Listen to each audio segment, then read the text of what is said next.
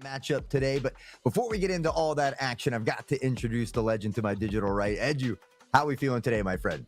Honestly, I feel pretty good. I mean, I woke up early to get to class, and now I'm going to watch as these kids kind of school me here in this 1v1. I mean, this is a best of one, pretty standard Valorant game. But Hot Sauce, we've kind of been here a few times. This is not not something unknown to us here at IEN. And of course, our new season coming in the fall here. I'm really excited for what the Indiana Esports Network has up for us for grabs. I mean, there's a lot of games to be seen and a lot of different games to actually be watching. I know we got some chess, we got some Valorant, and we even have, I believe, some Fortnite, some Bed Wars goes on as well. I mean, we got a whole lot here at IEN. So, Hot Sauce, I got to ask the same question to you. How are you feeling today?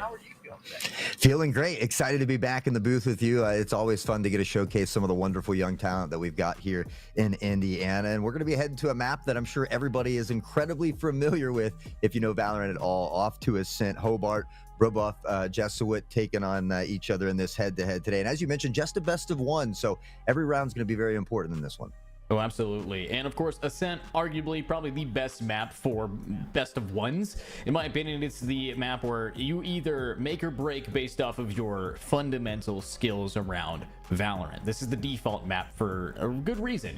We've seen some tweaks to it. We've seen, Sentinel meta. We've seen, the Initiator meta kind of impact here. We've seen KJ being a staple pick for a long time, getting kicked off by the new Sentinel, Cypher, and Deadlock. So seeing what we can with this map as Ascent is just so historically known for, bringing out the best of the best in these players. I'm pretty excited here, Hot Sauce. And, I got to ask, getting into this game, do we think we're going to be seeing meta picks, or is it going to be just whatever these kids want to play?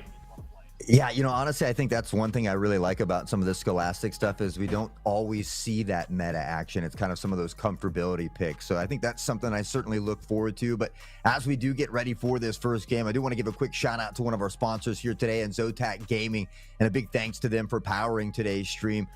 Without their incredible support, we're able to bring this broadcast to everybody here, helping to showcase all of the wonderful young talent here in Scholastic Esports. So you guys can also show your appreciation for Zotac Gaming by giving them a shout out on social media. Make sure you join their community on Discord as well. And don't forget to use the hashtag powered by Zotac or hashtag Zotac USA. So you can make those posts. Let us know who you might think is going to win today's game. Oh, absolutely. And between these two teams, I'm pretty excited here. I mean, of course, you're going to have Hobart versus a Brebeuf Jesuit. And honestly, these two teams I haven't actually gotten to see too much of here. But, kind of knowing the history of the IEN, knowing the history of how many just really solid players you wouldn't really expect to be in the middle of Indiana, they might be here. We can see the next VCT players. Everybody has to start somewhere, and honestly, with the way that now younger and younger players are finding their way into the streamlines to get them into that esports scene, I'm glad that we're seeing it here at the Scholastic level. I love to be seeing it even more in the collegiate level, and now we're actually seeing that pipeline of I started playing when I was a kid to now I'm playing for schools to maybe I'm D1, maybe I'm varsity, maybe I'm all the way to the equivalent of NFL here in Valorant, the VCT scene. So I'm really excited to see what kind of talent's actually starting to brew up in these younger generations. Yeah, you make a great point. I mean, we do all start somewhere. I know I cast for some other high school leagues, and I've seen some of the students go on to collegiate, and I've got to cast them in college as well. So it's great to see these young athletes getting so many more opportunities here. So something that I certainly look forward to. You talked about it as well. Both of these teams, I mean, we've been with IEN a few seasons now, but I don't think I've gotten to see Hobart or Brebeuf Jesuit on screen yet. So I'm excited to see what these two teams here have to offer. Of course, it's only week one, so there's always a lot of room for growth, but it's always fun to see where these teams start out at versus where they finish. Absolutely. And, talking from my experience right now, even for my college, I'm recruiting these kind of kids. So I know scouts are going to be looking at some of these gameplay, especially if you're a state school in Indiana. It's a perfect opportunity to maybe take a look at some of these players and say, okay, maybe I have a space for you at this college, at this university. And even if it's not in Indiana, there's some teams that have been looking out for these guys. I was just over the weekend scouting at a Smash tournament to see if we can grab some really solid talent. And yeah, high school students, they are definitely definitely some of the best in Smash, and they're just slowly building back up. I remember a couple years ago casting over the PIEA over in Pennsylvania. We got a lot of stuff going on here, Hot Sauce. So seeing this amount of gameplay and seeing this amount of interest in the scene, I mean, I think that there's a good contention for traditional sports in the next 5 to 10 years here, as more people just like playing video games. Yeah, you've seen, you talk about the collegiate opportunities, but even some Olympic opportunities. I had a buddy that was on a trial team for games like Counter-Strike, other games, but so it's really has had a exponential growth, I think, in 50 different events a year. So be sure to stop by, check out landfest.com, and hopefully find an event near you. Absolutely. And as we've seen a lot of LANfest opportunities across the country, we've also seen a lot of these players kind of wanting to battle through it. It really does matter when we are getting back into this game with Ascent to kind of focus up on, what these guys really like to do. Obviously, we're now going to be jumping into the game, sort of, but we gotta wonder who is behind the scenes. We got the varsity team here for Hobart, and this is our roster. And looking at players, you got Rusty Boy, Noodle Man, Rusty Boy with a very funny emoji, all the way to a Ratatouille. So looking at some of these guys, not a lot of names are going to ring a bell, but keep your eye on it, because there's a good chance that a lot of these names could be seen in those later scenes. So looking over at Brave Buff Jesuit, it looks like we don't have their main roster, but we know their coach. It's going to be Kristen Ritter. Yeah, and I was checking out some of the players in the background. They actually have a pretty big roster, so I'm not sure what the starting 5 are, but I know there was like a Chill for Real, a Zeo, Emerald, Sir Nugget, Reaper Baby, Mecha Skull, Zuru, and Dinky X. So I know they've got a deep roster over there. I'm not sure what 5 they'll be starting with, but it's nice to see that there is a big interest in these extracurricular activities here. So we can see them all kind of getting into the lobby there. So it does look like there is at least a Chill for Real, Dinky that we talked about, Zeo, Pixel, and Flurby on that side there for Brebuff Jesuit. So Ascent, you talked about it. I mean, this is a map that everybody should pretty much know very, very well at this point. There were some changes not too long ago, especially over toward that B site there with, we're used to spraying through the wall initially, but I think those were pretty good changes. Absolutely. And with the slight tweaks that we're seeing to Ascent over the last couple months, also a big change to Valorant has come through with the replay system. Now, that won't really be on air for us today to kind of showcase, but if you guys are watching from home, if you're here to support your favorite players, if you're friends, family, or just interested in esports in general, try to get us some really solid clips of your favorite players. If somebody gets a double kill, if someone does something really cool and they pop off, maybe even get an ace this game, I want you guys to be clipping that, and maybe we can get that in here for just another thing to put a hashtag on. Of course, with Zotac Gaming, you gotta be, what are you gonna put a hashtag on if it's not gonna be one of these banger clips? So if you are watching from home, we would really appreciate if anything you see cool happens, let us know with making a clip on Twitch. But with that being said, it looks like the players are getting a little bit antsy. Looks like they're ready to get on into the map of Ascent. And we also know the full roster that we are going to be looking at with these two. So Noodleman, Rusty Boy 2, Captain Ice, and Rock Zombie. Maybe a little more experience there, where there's only one senior on that Hobart lineup. But we talked about it earlier. The talent starts at such a young age now. And so it'll be exciting to see all these players now out here on the battlefield of Ascent. You talked about the players being antsy. I'm antsy as well. We've had a long break, so I'm excited to be shouting at the mic over some Valorant here. Absolutely. Let's hopefully be jumping in here in a short amount of time, but I'm just excited to be back on the mic with you, Hot Sauce, and I'm hoping that we're going to be seeing some real solid game plan as well. But with our decent amount of grades, you do have a lot more seniors on the side of Brave Buff, and I think that does need to be talked about, because if these guys have been competing in the IEN for the past couple seasons, these 12th graders have a lot more experience than some of the sophomores I'm looking at here. So we might be seeing Rookie of the Year coming out from Rock Zombie. We might see it from Flurbus. We might see it from Pixel Nino or Pixelino, something like that. But if we can get those guys to really pop off here, I'm going to be very excited. Yeah, I'm just again excited to see the young talent and what they got to offer here on Ascent. For me, I'm always interested in seeing these lineups. We talked about it. Do we kind of see some more of that meta action? Is it that comfortability pick that I think we tend to see a little bit more when it comes to that Scholastic scene? You talked about Killjoy, Cypher, Sova have been staples on this map for a while, but I know a lot of these things have been kind of the meta's been switching up as time has gone on here. Is there anything that you're really expecting to see as far as these lineups go? Honestly, as far as the lineups come, I really do think that it's going to come down to veteran status for a lot of the players. Obviously, we've seen that attack side of Hobart. It's a varsity team. You know, they're very confident in what they have. Varsity, pretty much when I hear the words varsity, that means that they did some tryouts. They found the best of the best of everybody who wanted to be on that team. Here at my school in Arizona, we have a lot of teams and a lot of people trying out, and sometimes you don't make a team. So just the act of being on one definitely kind of highlights that you're ready to kind of show up and show out right now.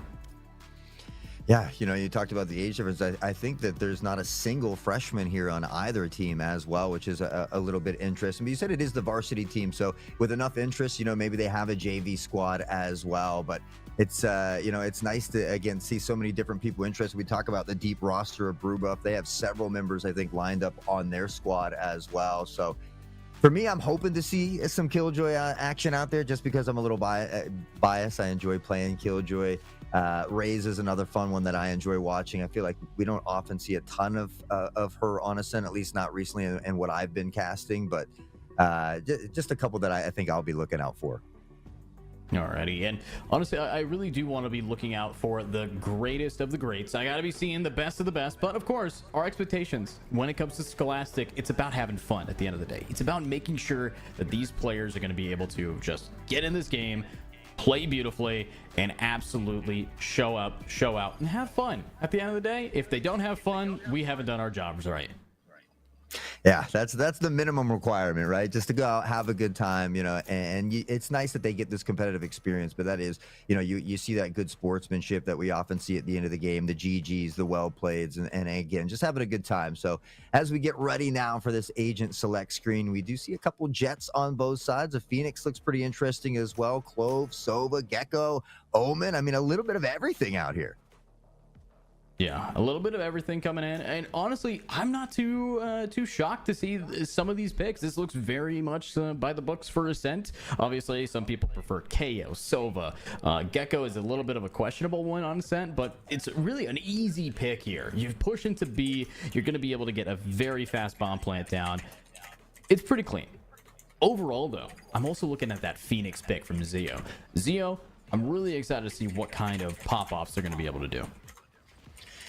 Yeah, and I'm just looking at some of these team names here. I think currently they might actually be swapped there. I know Chill for Real and Dinky and those crew were on the Brobuff Jesuit squad. So yeah, I think we might have to swap the signs here. Well, I think it actually just flips from the lobby to in-game. It's a common thing that happens with Valorant. But when we get in this game, I gotta say, Hot Sauce, what player, what character do you want to see kind of show up and show out? Anybody we want to keep an eye on? Well, you know, I said I was a big KJ fan, so for me, I'll probably have my eye on Tukey. Again, I don't really know anything about any of these players, so obviously we wish them all the best, but just because I do enjoy playing Killjoy, I've probably got my eye on Tukey, although it seems like those Jets out there often be the kind of that flashy play style, and so we tend to see a lot of frags coming out from those Jets, so probably KJ and Jets for me today. How about you? Honestly, I want to see something from this Gecko. I don't get to see a lot of Gecko on the map of Ascent, so this could definitely turn this around. Well, already a 2-3 split here. That Spike heading in toward Garage as well. 3 up from Catwalk. We see Clove there lurking about as well. And just a little bit of patience here from both teams. I think respecting each other's skill here, just trying to find an early pick and a little bit of intel. Here. Now, Rusty Boy trying to just find some openings, but at the end of the day, it's a map about defaulting. Slow starts are kind of what we're known for here.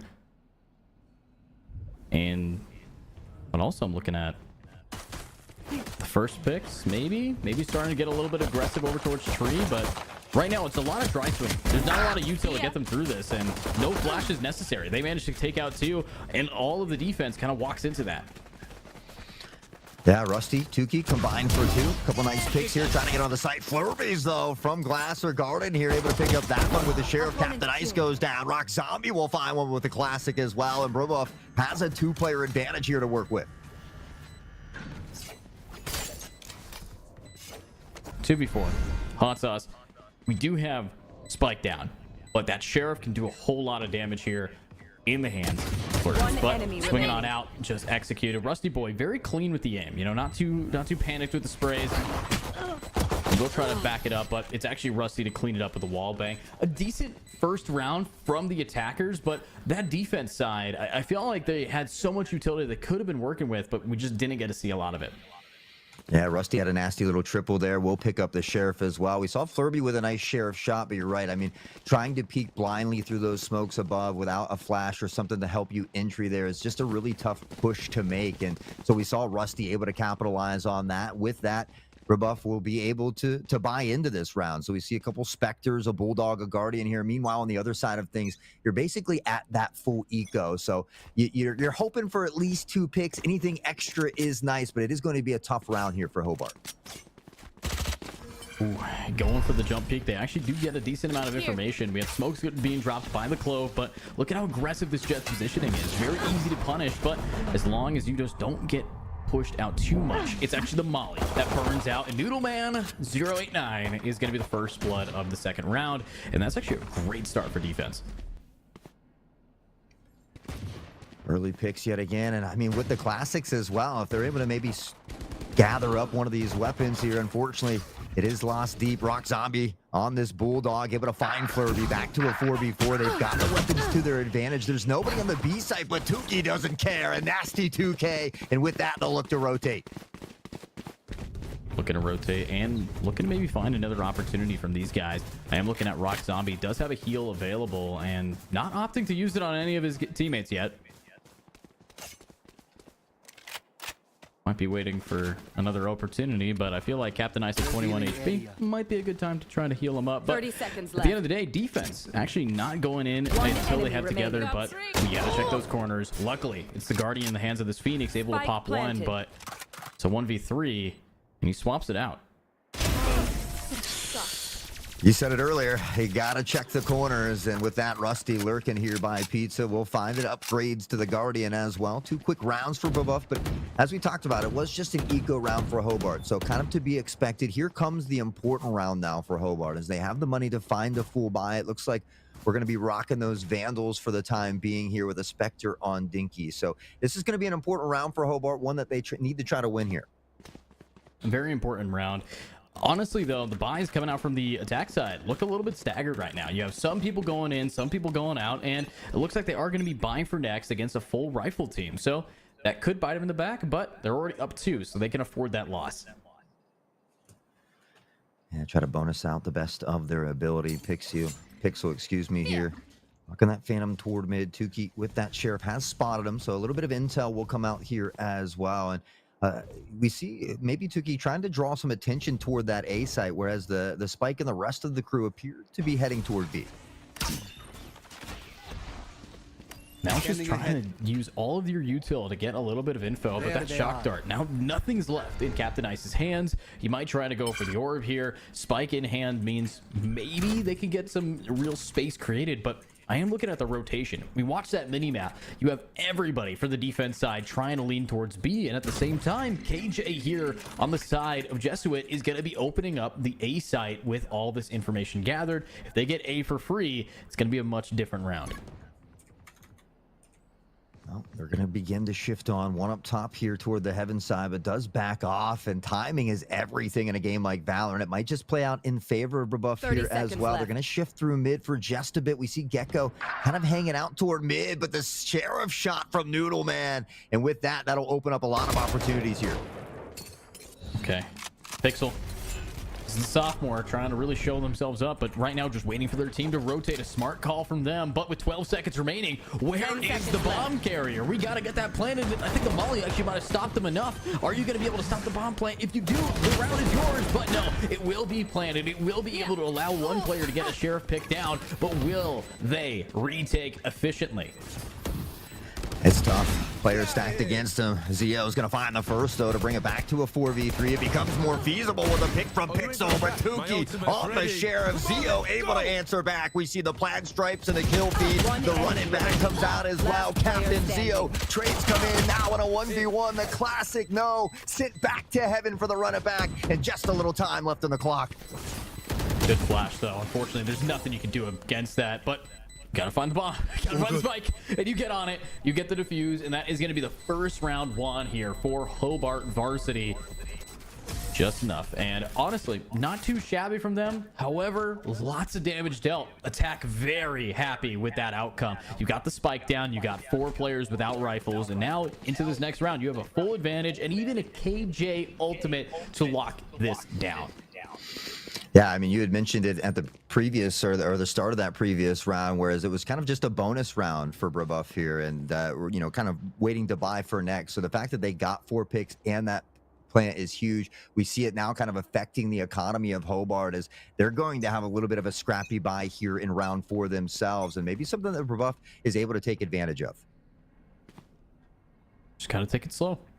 Right now, though, Flurbus does not have head armor, only has that Marshall. Lots of Marshals on this team, 2 to try to hold A and mid, but Marshals, they're great for doing damage, but getting those very efficient picks, it's up to whether or not you hit that head, and Flurbus, I think, just has to just be patient here. Oh, not sure that's exactly what they wanted to do with the flash here as well, but Rusty dashing in, finds the headshot on the Flurby. The troubles continue. Pixel and crew look to rotate around. The plant will go down on the A site. All right, pick down. Defense, technically, they do have what it takes to try to take this, but the lockdown's still in their presence. So if they try to get up close and personal, it's going to have to come down to the picks, and that is a huge one. 2 picks down. Now 1 more falls, and it's just going to be Zio in a 1v. 1 with Took. Not able to clutch it up, and surprise, surprise, it's actually going to be the scrappy buy coming out from Hobart to take it away, and that's something that definitely just completely put all of their momentum back in the hands of this defensive team. Yeah, we might just have a game on our hands. Some early tug and war back and forth here between these 2 teams. We find ourselves tied up for the first time here today at 2-all, and we're just getting started. Luckily for Brebuff, they've invested decently well, so we might see a decent buy. It looks like they've got 4 rifles in hand. The Spectre there for Rock Zombie, so something that they could still work with here as well, but they are now going up against the 4 rifles of Hobart, or 5 rifles of Hobart, excuse me. Rifle versus rifle is kind of where I want to be, and we haven't really gotten there yet. It's a lot of staggering from these purchasing power, but if Brebuff wants to keep it going, it's going to come down to maybe start relying on these ultimates. I mean, we have 1 lockdown guaranteeing any point you want, but instead of trying to just go for the B, it's actually the KJ swinging out mid looking for some early aggressive plays, and if that gets punished, that's a huge opportunity missed. Yeah, especially with that lockdown toward the B side. I mean, you can clear off the entirety of that B site, look to force them off, pressure on, maybe potentially find a plant. We see the spike and the majority of the teammates over there, but still being patient as Brebuff, looking for that early pick. Killjoy still kind of flirting with disaster around mid. We'll see Jet begin to rotate away, but it's Dinky that's credited with the first one toward Garage. And there's 2. And almost a 3rd. Good attempt there from Chill. I mean, this guy's been getting so many openings, but now it's that top mid fight that we see going on here, and the Gecko swings out, but we're not seeing any real kill. Confirms the sidelines from Rusty Boy. Might be able to get 1, and yes, we will, but Cypher ult is already online. We've seen both players' locations, and with the spike now fully in the possession of the defense, what is Attack to do? 30 seconds left. Rusty, and then we're going to slow it down just a little bit. You talked about these ults, though, and I'd love to see them coming out soon. It's tough now that you're down 2-4, though. You want to make sure you get value out of them, especially with only 18 seconds left on the clock. So we might see them look to save that rifle, even though it's not as common thing in Valorant. Flurby now begins to shift through mid. Might just catch Rusty off guard. Shots ring out, but it's Rusty on the 180 and somehow finds the pick. Whoa, and finds 2, but now is dashing right on in with 1 second remaining. You have to get everybody, so at least they went down before the timer burnt, but that could have been a save here, and now defense is up, and Attack somehow still has enough to buy half of their roster. But at the end of the day, they're sitting on so many of these ultimates, and you're looking at what Hobart can do with them. I gotta see that return. Yeah, 4 ults on deck, ready to flex. Rock Zombie here, 1 away from their ultimate as well, and so that revive could be a huge one. But you know, this lockdown works so good at the B side over here. Now they might have to deal with some of this Cypher utility on the way in, but I believe that's what we might see here. We see that stack outside of Garage. Tuki lockdown in hand. Chill's going to spot them early, but we'll have to be we'll be forced to back up. They're forced to back it up, and now maybe we can see that lockdown. Yep, there it is. Now popped. It's trapping these guys off of the point, and they even spot him out with the dart. So 3 seconds remaining. They're dashing in. They're ready to go, but will they get trapped here by these trips? Doodle. Tucked into the corner. The flame wall comes out. It's Plaid Stripes in the kill feed yet again. Zio working off the flash. Steps over. You see the ultimate coming in here from Sova as well. Not able to find the mark. And now Zio from above. The double. And he's looking for more through the smoke with a classic captain backing off here. Beautiful, beautiful re-hit there from defense. A swing out right on time to make it so they did not have the attack ready for that kind of aggression. Captain Ice, last player standing, might try to go for an AK on the ground, but with the Vandal on the ground, it's going to also be joined by Captain Ice himself, and that's defense taking another round in a row. We're seeing a 2-round lead, 4 rounds in a row, and honestly, what a turnaround from those first 2. Yeah, you know, a lot of times you look for those first couple rounds to kind of help set the tone or pace, but it just seemed like once Hobart was able to come into these full buys, get the rifles in hand, they haven't had too many issues. And honestly, it comes off the back of Zio here. I mean, we've seen a lot of great flashes, some great entries, winning most of those gun battles, phenomenal crosshair placement at the moment as well. So things now clicking for Hobart. It's going to be up to Brebuff to maybe throw a wrench in the mix. Well, let's see if those wrenches are ready. He's got to wind him up and wait for a site. Obviously, Rusty Boy has been very clean at getting the movement onto these sites, but the question is, will they be shut down again? Last time we had Chill completely lock it in. So, Flurb, having to take your time. Remember, this is the same person we watched in that second round. Just try to find that real value here, and somehow managed to burn a decent amount of time, but it's Chill who always is coming in right at time to completely execute any aggression. Yeah, smoke's in the way now. It's going to make it harder to pressure onto the site, especially without some type of flash to get you in there as well. So we do see this pressure from Brebuff slow drastically down. They shift up cap. Zio's already waiting for Tukey here. And now the troubles continue. The flash toward Cat comes out. Here comes the peak. Now a little help from the wingman as well. They've got a crossfire play here. And I think Flurby is a bit aware. Yeah, but when we see this crossfire play, you can't have one person start to swing like that. We got to see them working in tandem, but look at that. Captain starting off, good aggression, good execution, and now they're ready to go in. Rusty still has those knives ready. He wants to try to swing out, but it looks like the Phoenix is back on. And remember, the last time we saw a molly like this, it got a pick, and it almost, no, it does, just completely burn through Rock Zombie there in 10 seconds remaining. You can't push. You're going to try anyways, but there's no time. Takes at least 4 to plant, and you know, we talk about it sometimes, time management. It's an equally as important aspect of the game here, and these last couple rounds has been a little bit tough for Brebuff Jesowitz, so have to find a way to lock it down. As you mentioned earlier, they somehow keep finding ways to buy rifles into these rounds, so they're coming up with funds from somewhere, but they just haven't been able to solidify these big dubs that they need. It's now 5 rounds in a row for Hobart Varsity. I think the big problem that I'm looking at here does come down to who's buying who. A lot of these guys are forcing right now. Captain Ice forcing for himself.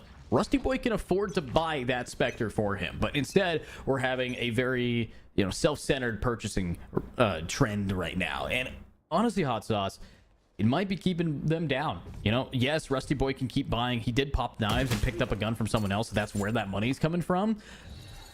But I don't think it's going to be enough. I think if you are... Oh, actually, we flipped the teams. It's actually Brebuff Jesuit in the lead, and it's going to be... Brebuff Jesuit and Hobart Varsity flipped. So, shout-outs to Brebuff. I've been saying that they've been losing the whole time. They're just trying to keep us on our toes, I guess. But now that we've got those difficulties ironed out, it is Brebuff up on top here with 5. So, we apologize for the technical difficulties. We'll see Rusty and Tukey get the pressure forward toward Tree. It's a beautiful flash, but no pressure off of it. He's going to use this wall here to back off to a safer position. And so still it slows Hobart down a little bit. Still trying to decide exactly where they want to go, but a lot of pressure at mid at the moment. Yeah, lots of pandemonium so far in the early rounds from both of these teams. That mid section definitely seemingly where Attack wants to keep on holding the W key. But I'm also looking at Noodleman. Has the spike.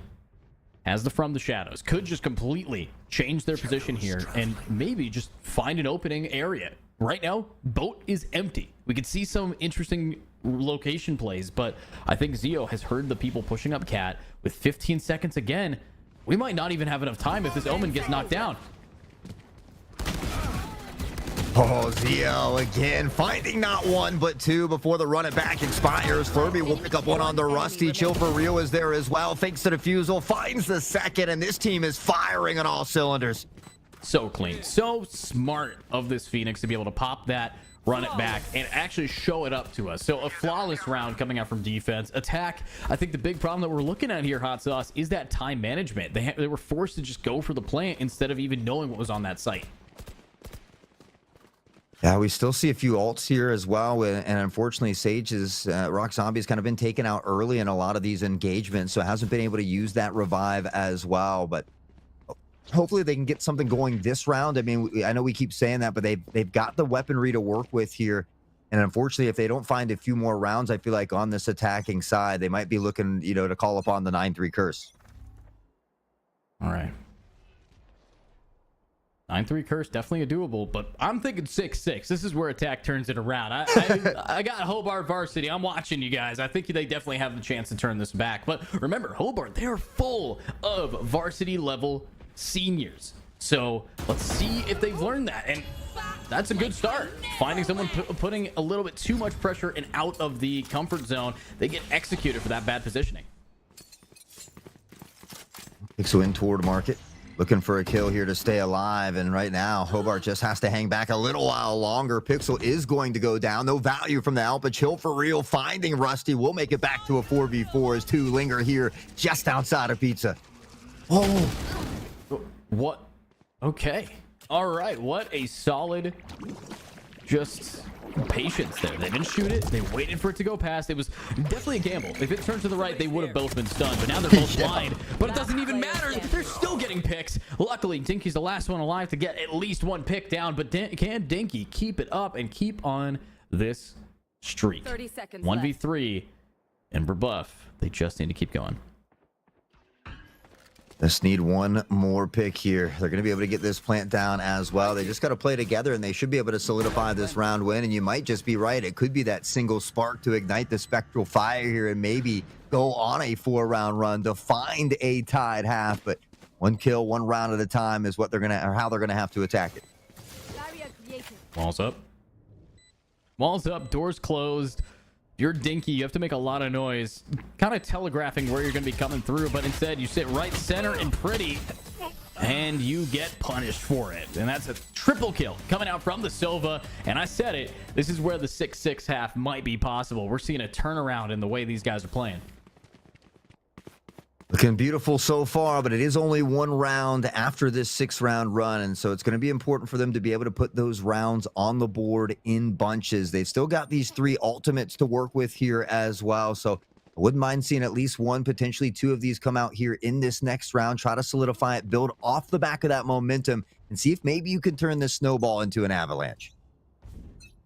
It only takes gravity and time to make something like that happen, but honestly, you have to see at the top of the mountain all the weight, and it's on the weight of the shoulders of this Jet. Chill for Real getting another clean opening, but it's another Jet taking out Zio to really kind of even things out here. Now, will they get confident enough to start pushing onto this A site? You just have to hold that W key, but all these smokes are perfect to get Flurvis. Not a lot of value here, and Rusty reloading, getting a little hungry for those picks. Chill, Noodleman, Captain, all getting a piece of the pie momentarily here. Rusty knows there's still one up here toward heaven, so just being cautious as we see Dinky begin to break the door. Now looks to pressure in, spotted in the corner, takes a ton of damage. Captain Noodle combined for 2, and Hobart is looking to get right back in it. Wow, it's just so clean. And now you're looking at Chill for Real, Zio Abyss falling early, even with the trade-offs, having to change their play style. That's right. It's time for the operator. It's time for these guys to just completely shift this back in their control. But at the end of the day, a 6-4 scoreline is looking very pleasant if you're an attack-sided team, as arguably with this team comp, very defense heavy, especially with that KJ and Sage. The double sentinel can lead to such great results. We'll see if they can continue the success here on the attacking side. Tuki Trying to maybe use that turret for a bit of intel on the swing, but they don't know that that op is there waiting in the middle, the one-hitter quitter. And with that, we'll see them begin to fade away from that mid area. Huge. That's why we pick up the op in the first place. But you said one-hitter quitter. I think we're going to be seeing a lot more aggressive plays, and that's Rusty Boy. Again, it's the Jet start, one on attack falls. Jet attack, one on the defense falls. It's just, this is the theme of the past 2 rounds here, and we might be seeing it again. We're not going to be seeing a flank either, but they hear the footsteps. Dinky, 1 and 2. Give me a corpse. Give me a corpse. Able to back off here a bit as well, and 2 big picks leaves them with a 2-player advantage. Sage still has that ult, potentially could pop a wall, maybe look for that res, but it's a quick swing that leaves him dead. The res comes in, but there's nothing to cover him off, and the troubles continue. Chill is on fire. Wow, what a play in mid. I mean, they had the spike, they could have walked a long way around, but the temptation of trying to pick up their teammate, it's a little bit of a double-edged sword there. You know, great to have more people, especially if you're chill for real, needing to pad that KD. So getting into this next round, though, both rifles online. How are they going to play around this op? Yeah, it's tough. I mean, you've got to use that utility, try to smoke them off, maybe a potential flash, and you know, overwhelm them. You can't afford to give them the 1v1s that they're wanting there. So we will see that smoke come in toward mid, but right now, you know, very patient on this pressure up catwalk. Yeah, no more pressure up in A main. I thought it was working very well. It was the counter to fall back into mid that really bit them here. But if you can smoke off bottom mid and you can keep pushing into cat, tree might be your only issue. And we've seen the difference between these Phoenix and this Jet. It goes in the favor of Rusty. Flash in hand, but we'll back off to buy a little bit more time here as well. We see that device outside of the A site. Most of the action heading that way as well. The molly comes in, but the dash is too quick. He's on towards site. Rusty able to find Flurby behind Jen here. Your fault. My ult's ready. All right. Wow. What a pick. And that's a big one down. No more Jet. Defense looking a little rough, and now it's only 2 players remaining. Noodleman on a beautiful flank in time, and what a shot. Attackers are going to be taking that, and you said 9-3. They said, nuh-uh, 7-5. Let's switch the sides, and let's see how this game's going to really be starting to heat up with a new chance at recovery from Hobart or an explosion of ending the game off for Brobarf. Yeah, I mean, this is great from Hobart. You know, it can be tough mentally to be down that much, you know, 6-2 at one point, but they don't let it affect them. They continue to fight and trudge through the trenches here. They battle back nicely. And honestly, if you're from that attacking side, you should be happy with 5 rounds. So these first couple rounds are going to be incredibly crucial for both of these squads here. But it was Hobart that had success on that pistol round on the one to follow. Yeah, huge. Huge. Now, I am looking at something a little bit fun. I don't get to see a lot of pistol round frenzies, but in the hands of a Phoenix, it could definitely do some real damage. And, oh, they're all spotted. Everybody better be rotating. And Rusty Boy, what a start. Takes out Zeo Abyss clean as ever and might be able to find yet another one. Chill. Lean just needs to try to break through this wall. Unfortunately, it's going to be a little tough.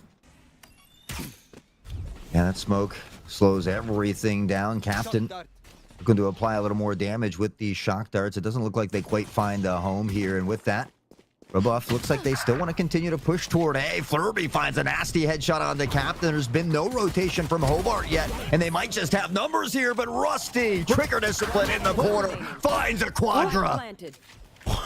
Okay, Chill versus 2 now.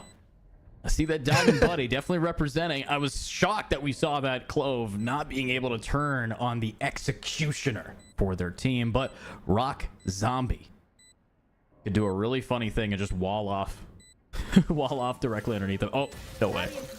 He heard you. What are they? What are you gonna do, Chill? They know where you're at and you're stuck. You're stuck. And you get punched through it. Oh my god, what a solid play. Rock Zombie doing the big brain strats to execute the round. Beautiful job here by Hobart, and that pistol round is going to be huge for them. It's going to make this next round a much more winnable round here, as again we see Brebuff kind of forced into the eco round. So They just need to make sure they try to carry some of that momentum into round 3 and 4. It wasn't until that third round of the first half where they started to experience some of those troubles, and they went on a little bit of a drought. So looking to avoid that here on the defensive side, but 19-8 for Rusty Boy. 19-8, pretty dang clean, but is it going to be enough? You have still a 1-round deficit. You're now on the defense. And we're seeing a little bit more aggressive plays from this defense than the last. I mean, Rusty is trying to push up Cat. You have the Omen trying to just do the best. An early smoke here on A, but all of the players, no information being gathered quite yet. I believe this is going to be a full save from this attack side. So how are they going to be able to punch through this KJ utility? The smokes are down, and they have to show up with it. Cover going out. See that pressure beginning to come on toward the B site. A lot of utility being thrown in both direction here. The wall goes up as well, tucked in toward logs, and now it looks like they try to attempt to molly it off here, but just out of range. Tukey, good for 3, and they can't get through the gauntlet as he finds the 4th. An ace on the cards. One more left. The no-scope's trying to come out, but Chill is going to be able to grab the execution. Now Marshall in the hands. Can we shut down the ace? We can. Now we have a chance for a clutch ace coming out from Chill, but he hears the footsteps. The no-scope hits the body. Another one down. Huge from Chill. This is the carry of this team to keep it alive. Spectre versus 2. And Rusty, the MVP of the defense, still alive. They're going to hear that dash as well, so they're aware. The Jet has now made their way onto the site. They need to play together, but Sage is very far back here, and that smoke in the way as well will allow Chill to get up into a different position here. Going to head toward the steps as well. Shots ringing out from Rock Zombie here with the stinger, but just barely miss it. Now the spot comes in. 6 health, and Chill is looking for the ace, but it gets shut down by Rusty. 2 quadras before Rusty finds the clutch, and all of a sudden we find ourselves tied up for the second time here this evening.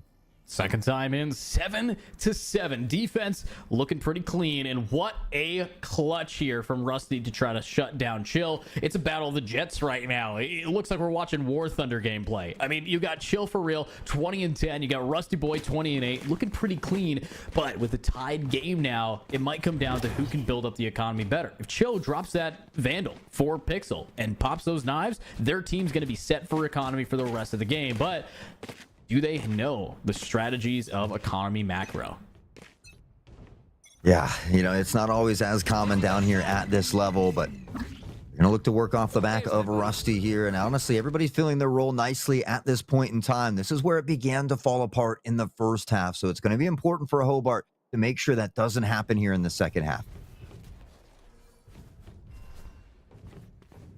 Chill wants to try to open it up. You have Rusty right around the corner. You kind of put a wanted poster around his head right now. And I have to see if it works out for Rusty to keep up this energy. I mean, I know when you're in the hot seat, when you're competing, when it's the first day of the season, you want to show up and show out. This pressure to keep on delivering for us, it sometimes makes diamonds and sometimes it shatters everything. Early shots now, the flash as they look to pressure on toward the B site. Tukey, Marshall in hand, and he finds a headshot. There's Chill, good for 1 and 2 though, and that's a common theme at this point. Zio does get tagged a bit here by Tukey, but will tuck off toward logs. Chill versus Rusty. Somehow Chill manages to get around the corner, but it's gonna be the right click. No, Chill executes in a road for an ace. Tuk, the last player, trying to hold it and gets nice clean no scopes, but with such limited HP and a very hungry Chill, they want the ace and they don't get it. What a no scope flick right to the kneecaps. You're out of here, and so is Tuk. I mean, Chill is just absolutely on fire at the moment. That's a back-to-back quadra round for Chill. They're up to 25 kills and 11 deaths at this point, but I mean, what a performance out of both of these Jets. It has been back and forth throughout the entirety of this one, and honestly, we've been blessed with an absolute cinema here today. Yeah, absolutely beautiful setup here. Very close game. You know, when we talk about scholastic level, you know, even when you were a kid in Little League games, you had one team with the 6'8" kid, and then you guys roll 5'9". You know, it feels like that, except now the Valorant equivalent. He's not wrong. He's not wrong. Rubuff Action through mid this time. There is a sage wall here waiting already as they do navigate through this smoke here. And Alcho and them will slow down. They've got to decide whether they want to break it or maybe wait it out. They've got plenty of time on the clock to work with here as the round has just begun. Rock Zombie should know to aim a little bit lower here, but the big concern I'm looking at is this wall is all the util they have. No slows. Nothing else can really slow this team down except for the bull. Bark then didn't even get a whimper. Yeah, I think they were ready because of where that wall was placed. They were certainly going to check the corners there, buy pizza. So they come up with an early pick on the Rocksteady. Tuki's already been dropped below half, and Chill will go ahead and finish him off here as well. Now toward logs, anticipating the pressure through the smoke, but you got to check the corners. They forget here as well. The flash comes in, and now it's Zio, but Rusty, my man, has been blessed.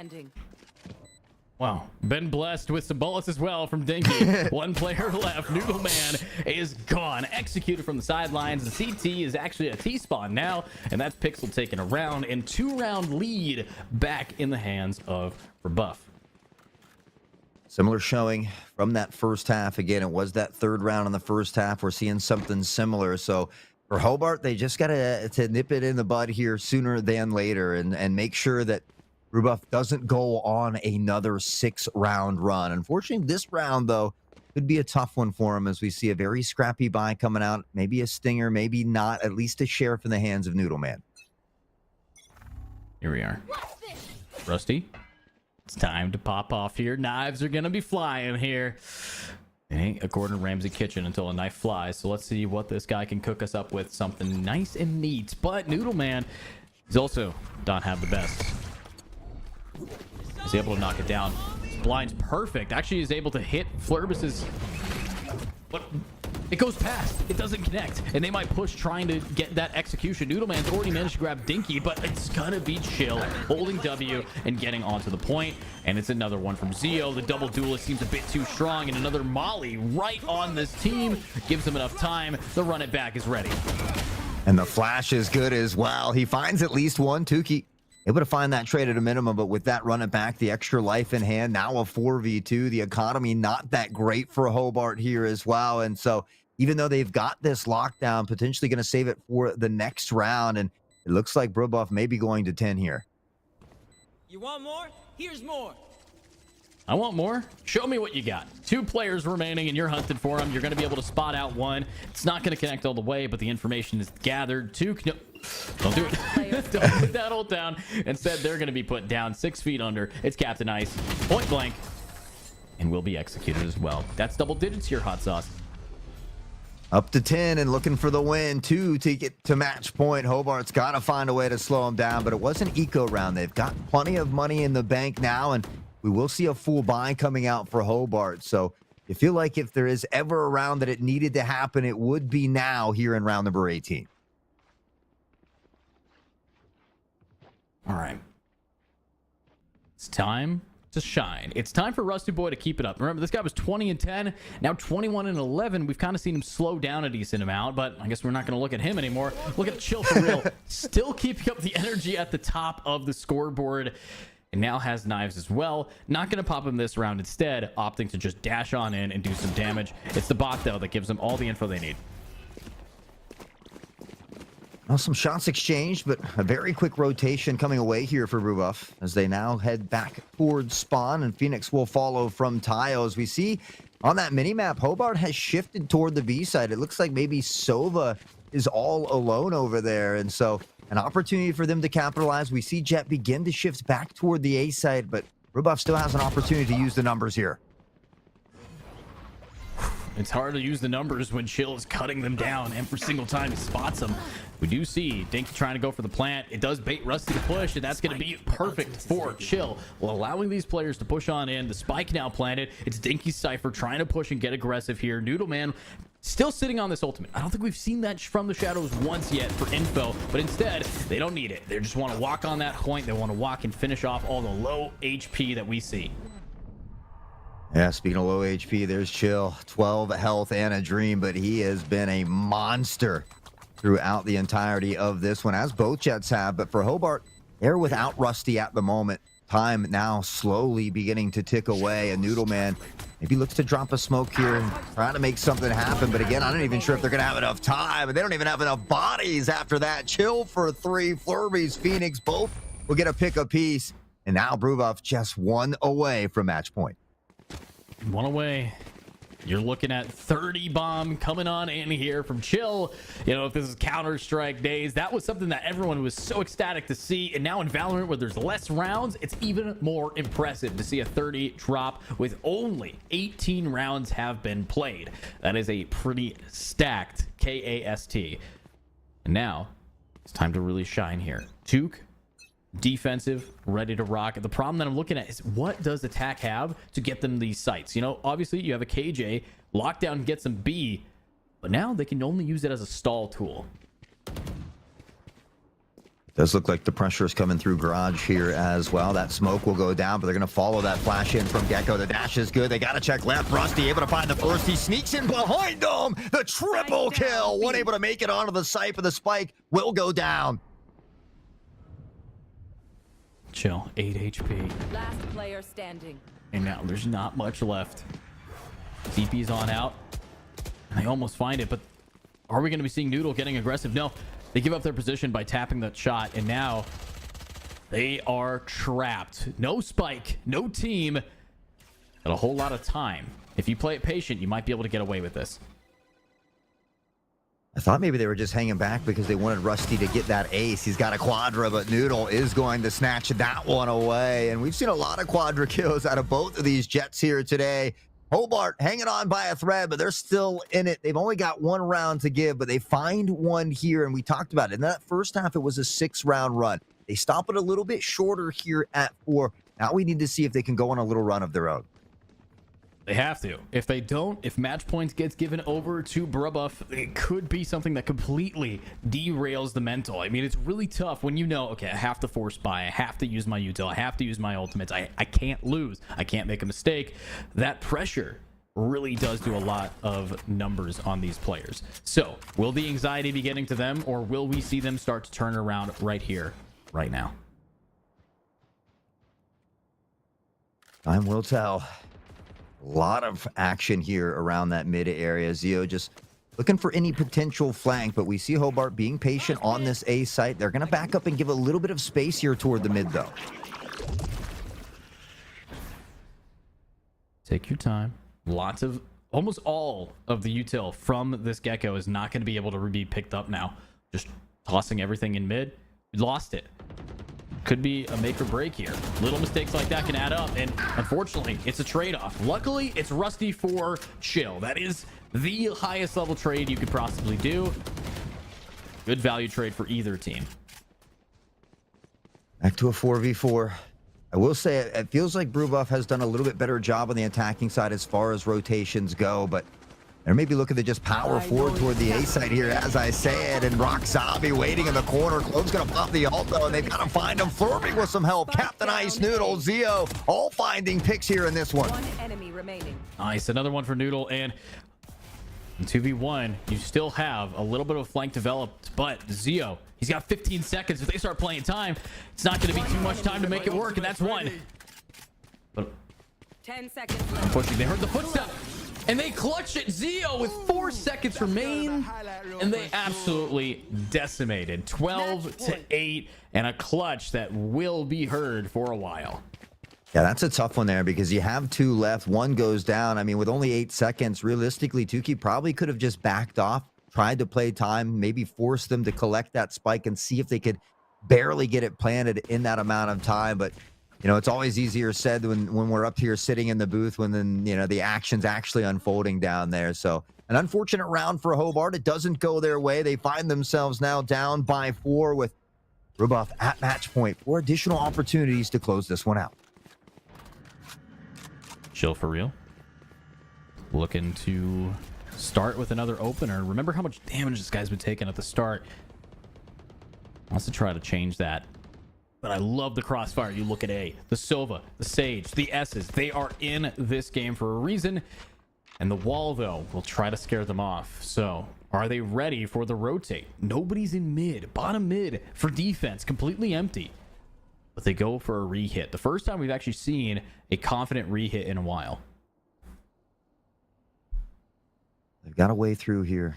Just waiting for this smoke to dissipate. We can see the pings on the mini-map coming out here as well. But Hunter's Fury initially comes out, but he doesn't even use it here. And so I'm not sure what happened with Captain Ice. The explosion comes in. Chill. Captain does find one, but it is the run it back. Wow. Another run it back and another pickup. That's going to be Chill getting on in. But look at the position that we're seeing the spike being planted by Dinky. This could be very easy to re-hit and re-steal. But it's up to Noodleman to keep this kind of energy going as they have managed to grab the Gecko. But in a 3v4, we still have ultimates to use. But this is so far back, it's not going to find much value. Yes, they get to go off site. But honestly, you have a Jet that gets to sit up in tree.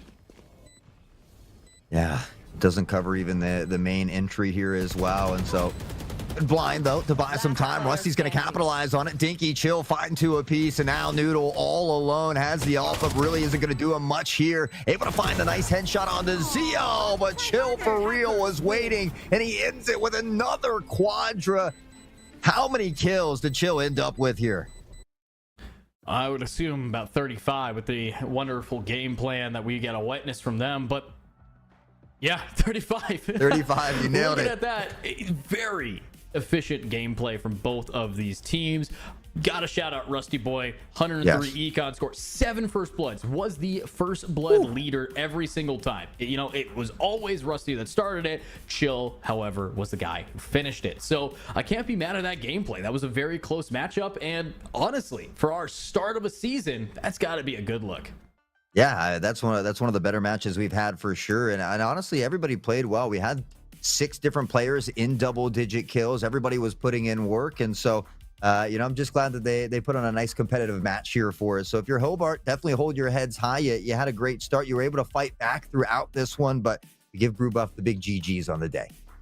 Absolutely, and of course, we have even more of Indiana Esports Network to come. This is just the first week. We got all the way until the 2026 spring season of games ready to kind of schedule and look at. So I'm very excited to see what's going to be happening next. I'm excited to say that we have a awesome prod team and even better players to look at coming up here. So if you guys are a fan of what you're looking at here at the IEN, at the Indiana Esports Network, do us a favor and drop a follow on all of our platforms. I know we have a wonderful Twitter, YouTube, Twitch.